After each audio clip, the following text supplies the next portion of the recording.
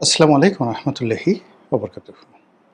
সম্মানিত দর্শক, অবস্থা দৃষ্টে মনে হচ্ছে আওয়ামী লীগকে ক্ষমতায় আনার জন্য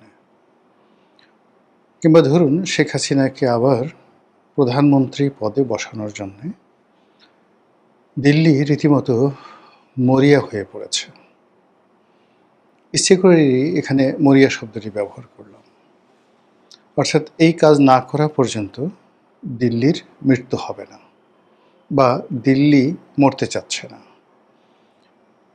কিংবা ধরুন দিল্লির দেহে যতক্ষণ প্রাণ আছে, প্রাণবায়ু আছে, এখানে দিল্লি বলতে কেবলই মাত্র নরেন্দ্র মোদী নয়, পুরো রাষ্ট্রযন্ত্র। তাদের যতক্ষণ পর্যন্ত অস্তিত্ব রয়েছে, প্রাণবায়ু রয়েছে, তাদের ভাবসাব দেখে মনে হচ্ছে তারা বাংলাদেশের রাজনীতিতে তাদের দীর্ঘদিনের পরীক্ষিত মিত্র, তাদের বিশ্বস্ত হামিম বা বন্ধু শেখ হাসিনা এবং আওয়ামী লীগ, তাদেরকে ক্ষমতায় না বসানো পর্যন্ত তারা কোনো কিছুতেই ক্ষান্ত হবেন না।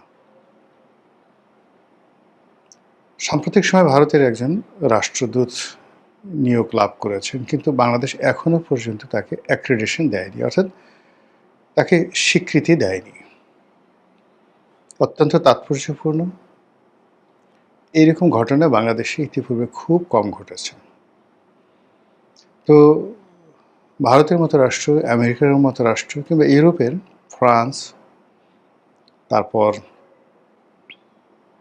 আপনার ইংল্যান্ড, জার্মানি, এর বাইরে অস্ট্রেলিয়ার রাষ্ট্রদূত কিংবা কানাডার রাষ্ট্রদূত, এই রাষ্ট্রদূত যারা আছেন বাংলাদেশে, এই রাষ্ট্রগুলোকে খুবই গুরুত্বপূর্ণ মনে করা হয় এবং রাষ্ট্রদূতরা বাংলাদেশে আসেন, অবাধে বিচরণ করেন এবং তাদেরকে অ্যাক্রিডেশন দেওয়া হবে না। অর্থাৎ তারা বাংলাদেশে এসে রাষ্ট্রপতির কাছে তাদের পরিচয়পত্র হস্তান্তর করবে। বাংলাদেশ পররাষ্ট্র মন্ত্রণালয়, যেটাকে মিনিস্ট্রি অফ ফরেন অ্যাফেয়ার্স বলা হয়, মোফা, তাদেরকে মেনে নেবে এবং গার্ড অফ অনার প্রদান করে তাদেরকে এদেশে দায়িত্ব পালন করতে দেবে। এটি হলো স্বাভাবিক রীতি। এর বাইরে এই যে নতুন ভারতীয় রাষ্ট্রদূত, তাকে নিয়ে যে ঘটনাগুলো ঘটছে, এটি কোনো স্বাভাবিক প্রক্রিয়া নয়। এই প্রথম একজন প্রফেশনাল রাজনীতিবিদকে বাংলাদেশে নিয়োগ দেওয়া হয়েছে, যিনি ইতিপূর্বে ভারতের কেন্দ্রীয় সরকারের রেল মন্ত্রী হিসেবে দায়িত্ব পালন করেছেন। দ্বিতীয়ত, তিনি পশ্চিমবঙ্গের মানুষ, বাংলা জানেন। তো একে তো ভারতীয় রাজনীতিবিদ, তারপর আবার বাংলা ভাষী রাজনীতিবিদ, এরপর আবার বিজেপি করেন, তার উপরে আবার রেল মন্ত্রণালয়ের মতো অত্যন্ত গুরুত্বপূর্ণ একটি মন্ত্রণালয় তিনি সামলেছিলেন। সেই দীনেশ ত্রিবেদীকে যখন বাংলাদেশে নিয়োগ দেওয়া হলো, তখন থেকেই সবাই আমরা বলাবলি করছিলাম যে ভারত বাংলাদেশকে খুবই তাৎপর্যপূর্ণ, খুবই গুরুত্বপূর্ণ এবং যাকে বলা হয় নেতিবাচক অর্থে যে কোনো একটি ঘটনা বা দুর্ঘটনা ঘটানোর জন্য তারা এত হাই প্রোফাইলের একজন রাষ্ট্রদূতকে নিয়োগ দিলেন। ইতিপূর্বে ভারতে যে সকল রাষ্ট্রদূত ছিলেন বাংলাদেশে, প্রথম দিকে একজন ডেপুটি সেক্রেটারি পদমর্যাদার, তারপরে জয়েন্ট সেক্রেটারি, একেবারে সর্বশেষ যিনি ছিলেন তিনি ছিলেন এডিশনাল সেক্রেটারি পদমর্যাদার একজন কর্মকর্তা। তো সেখানে এডিশনাল সেক্রেটারি, তারপর সেক্রেটারি, তারপর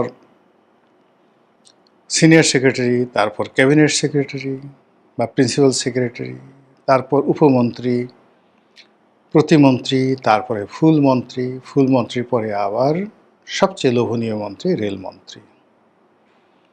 কাজেই ভারতের প্রধানমন্ত্রী নরেন্দ্র মোদী এবং দীনেশ ত্রিবেদী, এই দুজনের যে রাজনৈতিক পরিপক্কতা, গোল এবং চিন্তা চেতনা একই পর্যায়ের।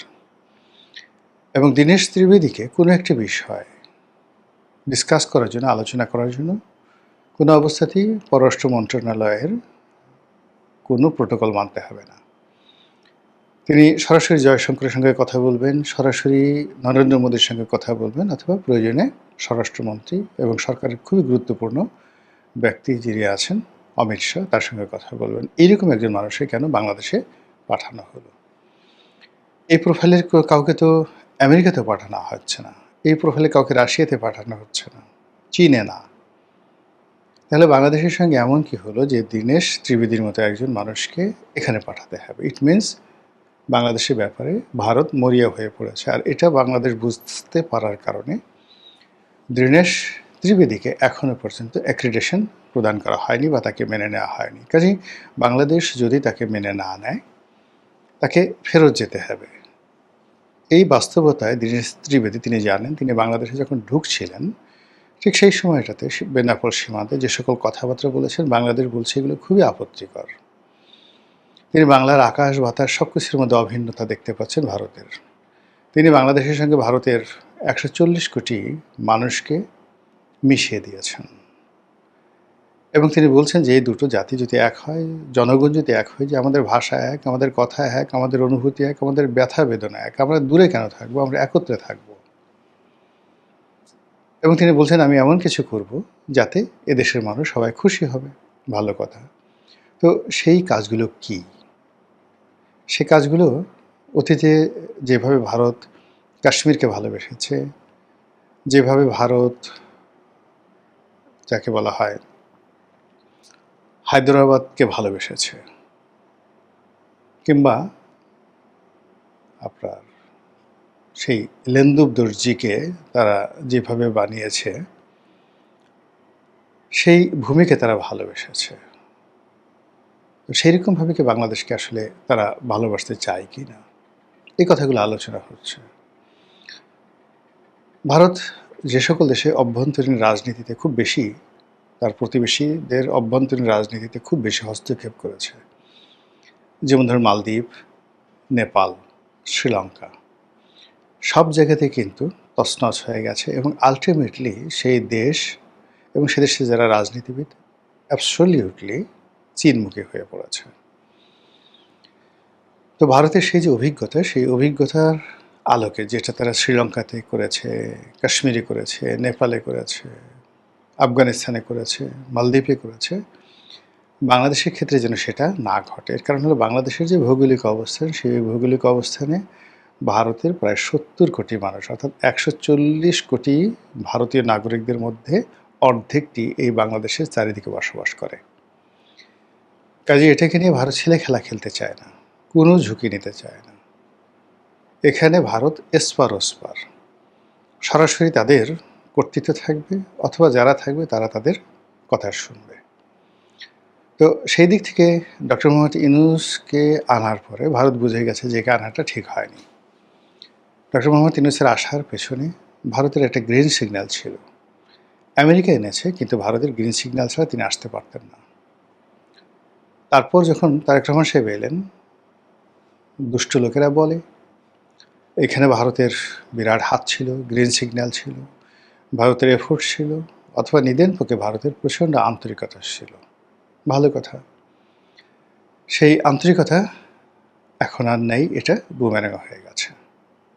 তার জায়গাতে ভারত এখন বুঝেই গেছে আওয়ামী লীগ ছাড়া তাদের আর কোনো গত্যন্তর নেই এবং শেখ হাসিনার কোনো বিকল্প নেই। আর এটাকে কাগজে কলমে বাস্তবে রূপ দেওয়ার জন্য ভারতকে খেলতে হবে, মার্কিন ডিপ স্টেটের মতো ভারতকে খেলতে হবে। সেই খেলা কি শুরু হয়েছে কিনা, এটা নিয়ে হলো প্রশ্ন বা আজকের এই টপিক। আপনি যদি দেখেন যে বাংলাদেশে এমন কিছু ঘটনা ঘটছে, যে ঘটনা সরকারের বিরুদ্ধে একটা প্রচণ্ড জনমত তৈরি হয়ে যাচ্ছে।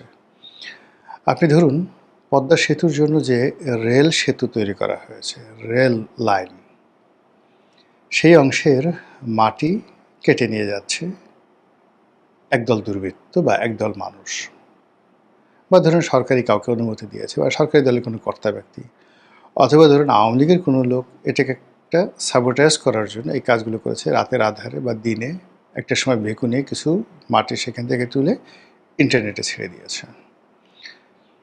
ফলে সব মানুষ বলার চেষ্টা করছে যে এই সরকার আওয়ামী লীগের কোনো উন্নয়নকে তারা গুরুত্ব দিচ্ছে না, হোক সেটা পদ্মা সেতু, হোক সেটা রূপপুর পারমাণবিক বিদ্যুৎ কেন্দ্র বা এনিথিং এলস। এগুলোকে বন্ধ করে একটা নতুন ইতিহাস গড়তে চাচ্ছে, আর চারিদিকে মানুষ সি রব করছে। আপনি দেখুন যে কিছু অপরাধ ঘটছে বাংলাদেশে, সুনির্দিষ্টভাবে আমি সেই অপরাধগুলোর নাম বলবো না, কিন্তু অপরাধগুলো ইতিপূর্বে কখনোই এই আকারে, এই আকৃতিতে এবং এইভাবে আসলে ঘটেনি। এবং সেই ঘটনা ঘটার সঙ্গে সঙ্গে মুহূর্তের মধ্যে সেটা ভাইরাল হয়ে যাচ্ছে, মুহূর্তের মধ্যে জনমত সরকারের বিরুদ্ধে চলে যাচ্ছে এবং মুহূর্তের মধ্যে মানুষের মধ্যে একটা আতঙ্ক তৈরি হয়ে পড়ছে। সেটা মারামারি, কাটাকাটি, খুন, ধর্ষণ, রাহাজানি থেকে শুরু করে শাসক দলের অভ্যন্তরীণ যে দ্বন্দ্ব এবং সংঘাত, এগুলো হতে পারে। ছোট্ট একটা উদাহরণ দিই। যুবদলের এক নেতাকে গুলি করে হত্যা করা হলো এবং তাকে এই অপরাধে জেলখানায় ঢুকানো হলো। সে জামিনে বের হয়ে এলো এবং প্রকাশ্যে অস্ত্র নিয়ে আরেকজন যুবদল নেতাকে সে খুন করলো। এই যে খুনি, সেও কিন্তু বিএনপির লোক। এই কাজটি কেন সে করলো? কেন তার জামিন হলো? এবং এই সকল ভিডিও ফুটেজ, অডিও ফুটেজ কী করে আবার ইন্টারনেটে আসলো? এরকম অসংখ্য ঘটনা। আবার ধরুন এই মুহূর্তে বেনজিরকে গ্রেপ্তার করা হয়েছে বলে মানে সারা বাংলাদেশ তোলপাড়। এক পক্ষে বলছে হয়নি গ্রেপ্তার, আরেক পক্ষ বলছে হয়ে গেছে। এক পক্ষে বলছে বেনজির বাসায় আছেন এবং বাংলাদেশ সরকারের কোনো সাধ্য নাই, বা এখন সংযুক্ত আরব আমিরাতের সাথে বাংলাদেশের যে প্রোটোকল রয়েছে সেই প্রোটোকল অনুযায়ী বেনজিরকে বাংলাদেশে ফিরে আনা একেবারে কঠিন একটি বিষয়। অন্যদিকে সরকার শতভাগ নিশ্চিত এই যে একটা মার্কেটিং হচ্ছে, একটা ব্র্যান্ডিং হচ্ছে, এটা আলটিমেটলি সরকারের বিরুদ্ধে চলে যাবে যদি বেনজির সাহেবকে আসলে রিয়েলি বাংলাদেশে আনা না যায়। ডক্টর জাহিদুর রহমান প্রথমে তাকে নেওয়া হলো। এখন ডক্টর জাহিদুর রহমানের মতো মানুষদের সঙ্গে বিএনপির কী সম্পর্ক ছিল? আমি তো এই দলটির যে রাজনীতি, মানে 2019 সন থেকে এই দলে যোগদান করার পর থেকে এ দলের একেবারে তারেক রহমান সাহেব থেকে শুরু করে সবার মধ্যে, মানে নিচে যারা একেবারে ইউনিয়ন পর্যায়ের বিএনপির কর্মী আছে তাদের সঙ্গেও বহুবার আমার যোগাযোগ হয়েছে।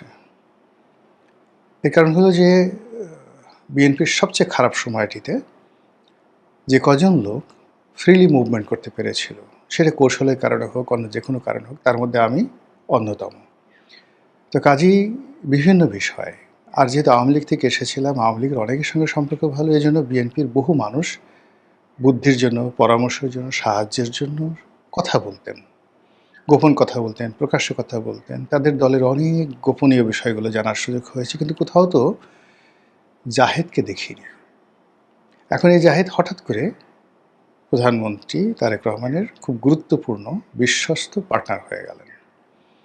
একইভাবে খলিলুর রহমান হয়ে গেলেন। আরও অনেকগুলো ব্যক্তি চলে এলো যাদের সঙ্গে বিএনপির কোনো সংযোগ এবং সম্পর্ক নেই। All on a sudden they become hero of the hero. এখানে যদি তরুণদের মধ্যে শহীদুদ্দিন চৌধুরী আনি ধরেন, কিংবা সিনিয়রদের মধ্যে মঈন খান, নজরুল ইসলাম খান বা মির্জা ফখরুল ইসলাম আলমগীর বলেন, এই নবাগত অন্তত 1 ডজন পাওয়ারফুল ব্যক্তি তারা বিভিন্নভাবে প্রধানমন্ত্রীর কার্যালয়ে ঢুকে পড়েছেন মন্ত্রী, প্রতিমন্ত্রীর পদমর্যাদায়, যাদের সঙ্গে বিএনপির কোনো সংযোগ ছিল না। এই কাজ কারা করালো? এর পেছনে কি আমেরিকার হাত, না ভারতের হাত, নাকি এর পেছনে কোনো গোয়েন্দা সংস্থার হাত? তারেক রহমান সাহেব মানে শতভাগ নিজের থেকে এই কাজগুলো করেছেন। Not like that. এদের সঙ্গে হয়তো তারেক রহমান সাহেবের 1 বার 2 বার 5 বার কথাবার্তা হয়েছে। তো কেন তার ঘাড়ে চাপিয়ে দেওয়া হলো? একইভাবে কিন্তু বহু মানুষকে চাপিয়ে দেওয়া হয়েছিল ডক্টর মোহাম্মদ ইউনূসের ঘাড়ের উপরে, তার ফলে তিনি কিন্তু আর পারেননি। তো এই জিনিসগুলো হচ্ছে, এবং এই যে জাহেদ থেকে শুরু করে অন্য যারা আছেন তাদেরকে আবার নিয়োগ দিয়ে বলা হলো এরা ভারতের দালাল। আবার ভারতের দালাল হিসেবে তারা যখন ভারতে গেলেন, ভারত থেকে তাদেরকে তাড়িয়ে দেওয়া হলো, প্রত্যাখ্যাত করা হলো, বা তারা ফিরে এলেন, ভারতকে মুখের উপর না বলে দিলেন, হোয়াট এভার মেবি, কিন্তু ইজ্জত যা যাওয়ার সব কিছু চলে গেল সরকার প্রধানের। এর মধ্যে আবার সরকার প্রধান মালয়েশিয়াতে যাচ্ছেন এবং মালয়েশিয়া থেকে সেখান থেকে আবার তিনি চীন যাবেন। আমার বিশ্বাস, আজকে বলে রাখলাম, লিখে রাখেন, মালয়েশিয়া থেকে চীন যাবেন এবং চীন থেকে প্রধানমন্ত্রী ফিরবেন, এবং ফেরার পর আপনি দেখবেন রাজনীতির সমীকরণটা কোন জায়গা থেকে দাঁড়ায়। এই যে অবস্থা, যা কিছু হচ্ছে, মনে হচ্ছে অনেকগুলো স্যাবোটাজ, অনেকগুলো চক্রান্ত, অনেকগুলো ঘটনা ঘটানোর জন্য দিল্লি তার সর্বশক্তি নিয়োগ করে যে কাজ করছে, মরিয়া হয়ে পড়েছে, সেটা হলো তাদের মিত্রকে বাংলাদেশে ফেরানোর জন্য। সাধু সাবধান, যারা খুশি হবার তারা খুশি হন, যারা বেজার হবার তারা বেজার না হয়ে কী করে খুশি থাকা যায় সেই প্রকল্প গ্রহণ করুন। আসসালামু আলাইকুম রহমতুল্লাহি ওয়া বারাকাতুহু।